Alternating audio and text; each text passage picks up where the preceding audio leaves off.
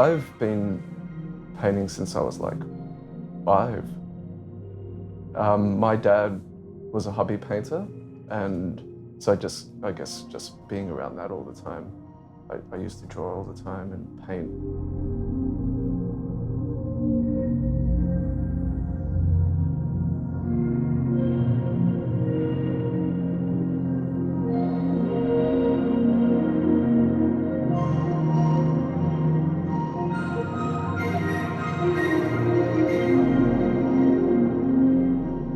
The blurry heads I started painting about 2 years ago, and before that I was just painting like really kind of static urban landscapes, focusing on like silence and stillness and psychology of space. You know, everyday environments, and it's not that I got bored of doing those, but I just felt like moving on and trying something a little bit different, and I just come across some like blurry photos that I'd taken of portraits of people moving and people in motion, accidental motion blur, distortion, and just found them really interesting. And they're all taken on like a crappy phone camera. So I like the idea of utilizing bad photography and turning it into something else through the painting process.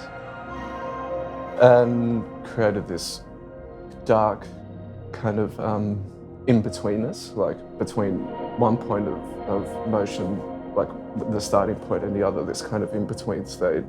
So it kind of hinted at their psychology and underlying darkness, I think. And then, so I started painting them and found it to be like a lot of fun. I really enjoyed painting these blurry heads.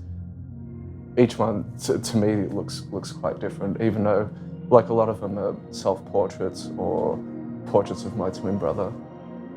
But they all kind of show different sides of the subject. We are identical as well. There are differences. He's got like long hair and a beard. Yeah, so I guess in that respect, it's kind of playing with identity as well. Like you can't really tell who the person is because of the distortion. In some ways, the portraits are a reaction to the landscape, these kind of oppressive spaces that we occupy and how we move through those spaces. So you've got like everything's still and we're moving all the time, always kind of projecting forward, you know, goal-orientated, whatever. This kind of restlessness, I think.